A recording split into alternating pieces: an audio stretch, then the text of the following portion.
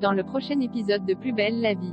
Tandis que l'association d'Abdel et Nisma réalise un miracle, Léa reproche à Jean-Paul de la délaisser. Luna, quant à elle, ne supporte plus son quotidien au Céleste. Attention, les paragraphes qui suivent contiennent des spoilers sur l'épisode de Plus belle la vie diffusé demain soir sur France 3. Alison est de retour. Abdel tente de joindre Jean-Paul au commissariat. Ce dernier étant absent, Abdel tombe sur Ariane et lui révèle qu'il se trouve près de la frontière italienne en train de surveiller un minibus dans lequel des filles vont être emmenées en Syrie. Lorsque le minibus démarre, Abdel court jusqu'à sa voiture pour le suivre. Sur la route, Mouafak et les filles font un arrêt. Nisma profite d'être seule avec Amina pour créer un lien avec elle et lui ouvrir les yeux sur sa situation. Finalement, Amina avoue que sa mère lui manque. Quand elles arrivent au port, elles prient ensemble pour se donner du courage. Alors que Mouafak s'approche d'elle, les jeunes filles courent pour lui échapper.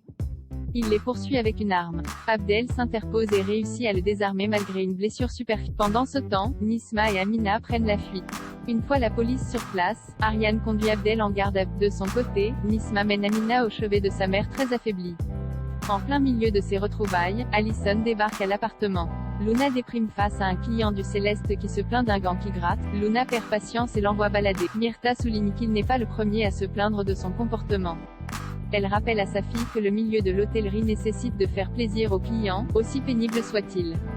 Luna avoue avoir de plus en plus de mal à l'accepter. Plus tard, Sacha annonce à Luna qu'il va déménager à Bordeaux avec Victoire. Même si elle tente de le dissimuler, Luna est effondrée. Luna trouve du réconfort dans l'alcool, ce qui lui fait néanmoins défaut lorsqu'elle tente de retenir un client mécontent. Après quoi, Luna est tellement déprimée à l'idée de finir comme sa mère, qu'elle s'imagine en train de se pendre. Jean-Paul et Léa se réconcilient. Léa en veut à Jean-Paul de prioriser son travail à leur vie de famille bien qu'il lui promette d'être plus présent pour elle et leur bébé dès qu'il aura terminé sa mission. Pendant que le policier vient en aide à Abdel, Léa rassure Blanche quant à l'avenir de Noé. Elle rencontre la juge chargée de son dossier afin de lui présenter une alternative à la prison pour mineurs, les TIG organisés par la mairie. Léa espère envoyer les ados à la session qui commence mardi, mais la juge n'est absolument pas convaincue par ce programme. De son côté, Noé est très inquiet, contrairement à Bilal et Betty qui pensent que leur acte n'aura aucune conséquence grave. De retour chez Jean-Paul, Léa apprend que son compagnon a enfin terminé sa mission et qu'il va pouvoir être présent pour leur couple. Il l'encourage également à défendre Noé.